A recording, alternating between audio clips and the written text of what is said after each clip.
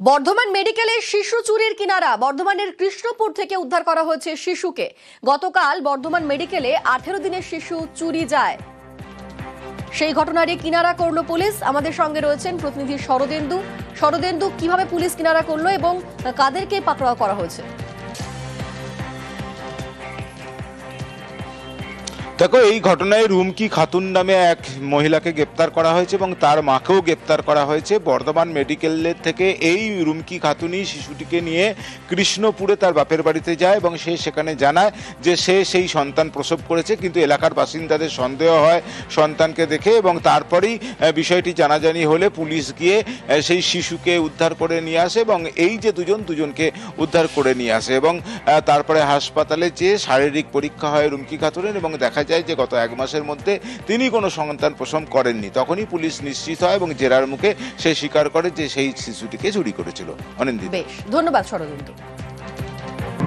বাচ্চাকে ডাক্তার দেখি আমি লাইনে দাঁড়িয়েছিলাম, লাইনে আমি দাঁড়িয়ে বাচ্চাকে আবার ডাক্তার দেখানো হয়ে গেল। ওই মেয়ে সকাল থেকে ঘুর ঘুর করছিল, এবার বাচ্চা যে নিলবে আমার অতটা বুঝতে পারিনি। আমার মেয়ে সরল মেয়ে, সেই জন্য বাচ্চাটা আমার মেয়ের কাছ থেকে নিয়েছে, ভোগাদি নিয়েছে, সেই বাচ্চাটাকে নিয়ে চলে গিয়েছে। হ্যাঁ, বাচ্চা পেয়ে গেছি, তাদেরকে ধরেছে। বাচ্চা আশা করি নাই যে ফ্রি পাবে, তা আমাদেরকে পুলিশের দ্বারা আমি খুঁজে পেয়েছি। আমি পুলিশকে আমি ধন্যবাদ জানাইছি। কৃষ্ণপুর বলে একটা গ্রাম আছে, তো সেখান থেকে রিকভারি করা হয়েছে। সেটা এখন ভেরিফাই করে দেখা যাক কোথায় নিয়ে গিয়েছিল, জানা গেছে ওনাদের বাড়ির ওখানে নিয়ে যাচ্ছিল। তো পুরোটা ভেরিফাই করে বাকিটা দেখতে হবে, ব্যাকগ্রাউন্ড কি আছে বা প্রিভিয়াস এরকম করে ইনস্ট্যান্স আছে, পুরোটা ভেরিফাই করে দেখা যাবে। 2জনকে আমরা গ্রেফতার করছি, তারা সম্পর্কে মা মেয়ে যেটা জানা যাচ্ছে। ঘটনার মোটামুটি 3 ঘন্টার মধ্যেই বাচ্চাটাকে রিকভারি করা গেছে। ঠিক আছে, বাট আমরা এখন ওনাদেরকে হসপিটালে পাঠিয়েছি। ওনার মাত্র 18 দিন বয়স যেটা বলছে, ওর মারও সিজার হয়েছিল, তো 2জনকে আবার হসপিটালে পাঠানো হয়েছে। সুপার সাহেবের সাথেও কথা হয়েছে হসপিটালে, ওনারা রাতে আজকে ভালো করে অবজারভেশনে রাখবেন। শীতলকুচিতে প্রতিবেশীর মারে মহিলার মৃত্যু। শীতলকুচির পঞ্চারহাট এলাকায় রীতিমতো উত্তেজনায়। আরো বিস্তারিত বলবে আমাদের সঙ্গে রয়েছেন আমাদের প্রতিনিধি রাজেশ। আরো জানাবে রাজেশ, ঠিক কি এমন ঘটেছিল, অভিযোগ ঠিক কি উঠছে? দেখো, শীতলকুচির পঞ্চারহাট এলাকায় গবাদি পশু যাওয়াকে কেন্দ্র করে 2 প্রতিবেশীর মধ্যে ঝামেলা বাঁধে। প্রথমে তর্কাতর্কি শুরু হলেও পরবর্তীতে কিন্তু সেটা হাতাহাতিতে জড়িয়ে পড়ে এবং প্রতিবেশী এক মহিলা অপর মহিলার মাথায় ভারী কিছু দিয়ে আঘাত করার ফলে তিনি ঘটনাস্থলে লুটিয়ে পড়েন। পরবর্তীতে নিকটবর্তী স্বাস্থ্য কেন্দ্রে নিয়ে যাওয়ার পর সেখান থেকে রেফার করে মাথাভাঙা মহকুমা হাসপাতালে নিয়ে এলে কর্তব্যরত চিকিৎসকরা মৃত বলে জানায়। তবে যেটা ওই মৃত মহিলার পরিবার সূত্রে জানা যাচ্ছে, ওই প্রতিবেশী ওই মহিলার সঙ্গে এর আগেও বহুবার ঝামেলা হয়েছিল ওই গবাদি পশু যাওয়াকে কেন্দ্র করে। গতকালও কিন্তু একই ঘটনা ঘটেছিল এবং কোনো ভারী কিছু দিয়ে মাথায় আঘাত করার ফলে মৃত্যু হয়েছে। তার থানায় লিখিত অভিযোগ দায়ের করবেন এবং ওই মৃত মহিলার কঠোর শাস্তির দাবি জানিয়ে। ধন্যবাদ।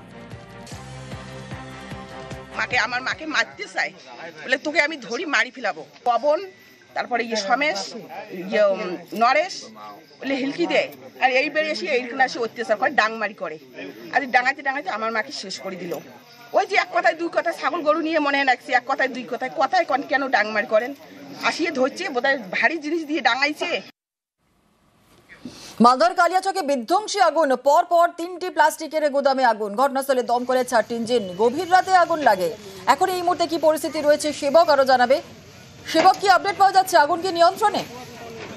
দেখো, এখনো পর্যন্ত দমকল যেটা জানাচ্ছে, বর্তমানে আগুন নিয়ন্ত্রণে। আশেপাশে অন্য কোনো কারখানায় আগুন না ছড়িয়ে পড়ে তার চেষ্টা যেমন করা হচ্ছে, এর পাশাপাশি আগুন নেভানোর চেষ্টা করা হচ্ছে। আগুন নিয়ন্ত্রণে এলেও সম্পূর্ণ নেভানো এখনো সম্ভব হয়নি। দমকলের 4টি ইঞ্জিন ঘটনাস্থলে কাজ করছে। গতকাল গভীর রাতে 1টা নাগাদ আগুনের লেলিহান শিখা দেখতে পান স্থানীয় বাসিন্দারা। অল্প সময়ের মধ্যে আশেপাশের কয়েকটি গুদামে এই আগুন ছড়িয়ে পড়ে। বিধ্বংসী কারণে আগুন। দেখো, এই কালিয়াচকের জালালপুর ডাঙ্গা এলাকায় 12 নম্বর জাতীয় সড়ক, তার পাশেই রয়েছে একাধিক প্লাস্টিক গুদাম। এর ফলে কিন্তু 34 নম্বর এই 12 নম্বর জাতীয় সড়ক, সেখানেও কিন্তু যান চলাচল ব্যাহত হয়েছে। সব মিলিয়ে দমকল বাহিনী কাজ করছে। একেবারে ধন্যবাদ। শুনলাম কি রাতে 1টার সময় আগুনটা লেগেছে, 2 ঘন্টার মধ্যে আগুন লেগে সব শেষ হয়ে গেল আমাদের। কটা গোডাউনে আগুন লেগেছে? 3টা গোডাউনে আগুন। কিরকম ক্ষতির পরিমাণ? মোটামুটি 1 কোটি টাকার উপরে ক্ষতি হবে। আগুনটা কে লাগিয়ে দিল না কি হলো আমরা ঠিক বলতে পারছি না। আর এবার একটা মন ভালো করা ছবি, চলুন উত্তরের দিকে। পাহাড়ে ঝকঝকে আজ আকাশ, সকাল থেকেই কাঞ্চনজঙ্ঘার দেখা, ভিউ পয়েন্টগুলিতে পর্যটকদের ভিড়। আজ সকালে ছবি দেখছেন, পাহাড়ে ঝকঝকে আকাশ, সকাল থেকেই কাঞ্চনজঙ্ঘার দেখা পাওয়া গিয়েছে। আর স্বাভাবিকভাবেই যে সমস্ত ভিউ পয়েন্টগুলি আছে সেখানে পর্যটকদের ভিড় চোখে পড়ার মতো, স্বাভাবিকভাবেই খুশি পর্যটকরা। পাহাড়ে ঝকঝকে আকাশ, সকাল থেকেই কাঞ্চনজঙ্ঘার দেখা, ভিউ পয়েন্টগুলিতে পর্যটকদের ভিড়।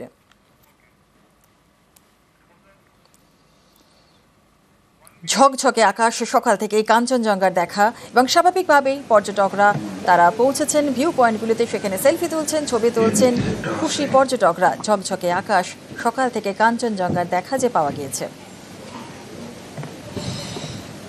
বিপর্যস্ত উত্তরবঙ্গের মুখ্যমন্ত্রী মঙ্গলবার তিনি যান মিরিকে, মৃতদের পরিবারের সঙ্গে কথা বলেন। আর এরপরে যান দার্জিলিংয়েরই সুখিয়া পোখরিতে, সেখানে মৃতদের পরিবারের হাতে তুলে দেন চেক এবং হোমগার্ডে চাকরির নিয়োগপত্র।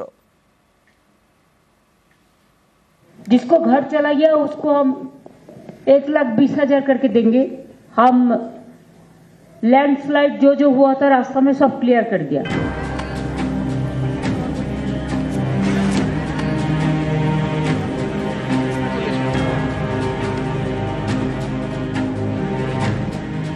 বিপর্যস্ত উত্তরবঙ্গ, পাহাড় থেকে ডুয়ার্স, 4 অক্টোবরের দুর্যোগে তছনছ একের পর এক গ্রাম। উত্তরের বিপর্যস্ত এলাকায় মুখ্যমন্ত্রী, রবিবার আলিপুরদুয়ারের হাসিমারা, সোমবার জলপাইগুড়ি, মঙ্গলবার দার্জিলিং।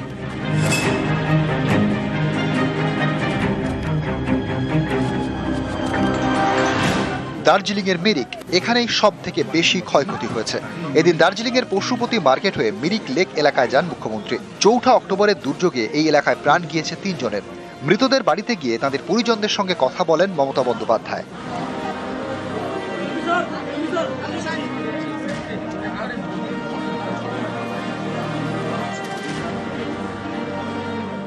মিরিক বাজার কমিউনিটি হলে খোলা হয়েছে ত্রাণ শিবির। এদিন সেখানেও যান মুখ্যমন্ত্রী। দুর্গত এলাকার শিশুদের হাতে বই, খাতা, পেন্সিল, সফট টয়েস তুলে দেন।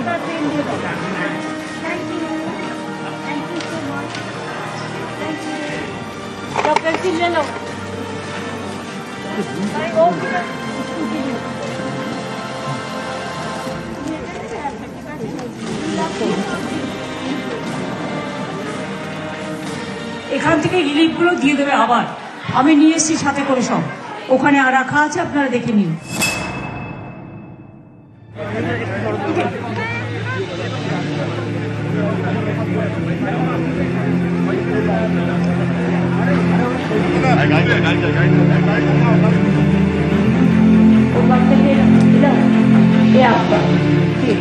মিরিক বাজার কমিউনিটি হল থেকে সুখিয়া পোখরি যান মুখ্যমন্ত্রী। সুখিয়া পোখরি বিডিও অফিসে দুর্গতদের সঙ্গে কথা বলেন। 4 জনের হাতে চেক তুলে দেন, 10 জনের হাতে তুলে দেন হোমগার্ডের চাকরির নিয়োগপত্র। कार तो कुछ भी नहीं है जी, ये वो दिया है, चेक दिया मैम ने और ये नौकरी दिया है, बहुत अच्छा लगा। অলরেডি রুরাল ডেভেলপমেন্ট থেকে রাস্তাঘাটগুলো ওখানে করতে শুরু করে দেওয়া হয়েছে। একটা স্কুল আমাকে বলেছিল, আমি কালকেই অর্ডার করে দিয়েছি। अगर पुलिस टाइमली नहीं जाते तो बहुत सारे लोग का देहांत हो जाता। আমরা অলরেডি ক্যাম্প করে দিয়েছি, যে ক্যাম্পের মধ্যে যার जिसको जो भी डॉक्यूमेंट आप लोगों ने हराया सब इधर में नाम लिखाओ, मिल जाएगा। चाहे आधार कार्ड हो, चाहे बर्थ सर्टिफिकेट हो, सब इधर में है। हेल्थ कैंप भी है, किचन भी इधर में अंदर में है। কালকে আমাদের দার্জিলিং এ জিটিএ অফিসে মিটিংটা ডাকা হয়েছে। দার্জিলিং, কালিম্পং, মিরিক এই অঞ্চলগুলো যে ক্ষতিগ্রস্ত হয়েছে তার টোটাল রিপোর্ট এবং অ্যাডমিনিস্ট্রেটিভ রিভিউ করবার জন্য কালকে জিটিএ অফিসে লালকুটি ওখানে বেলা 1টায় মিটিং ডাকা হয়েছে। মানে একটা ঘটনা ঘটে যাওয়ার পরে আমরা কি করলাম, কি বাকি আছে, সেগুলো সমস্ত স্টক টেকিং করবার জন্য। নিউজ 18 বাংলা।